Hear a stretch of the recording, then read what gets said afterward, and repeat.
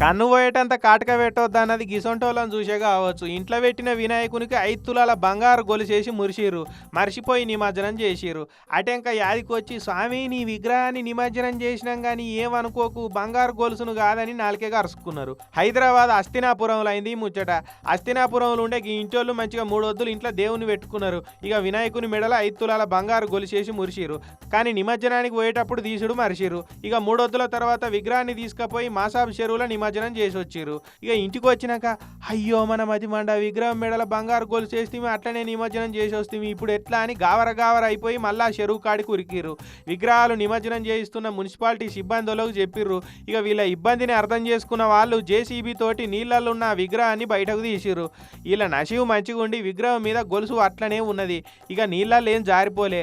గొలుసు దొరకంగానే వాళ్ళ ముఖాలు గణపతి మండపంలో పెట్టిన పెద్ద లైటు లెక్కనే ఎలిగిపోయినాయి. ఇక గొలుసు పోయిందని చెప్పంగానే శ్రీధర్ అయిపోకుండా తీసిచ్చిన సిబ్బందులకు థ్యాంక్స్ చెప్పబట్టిరిగా.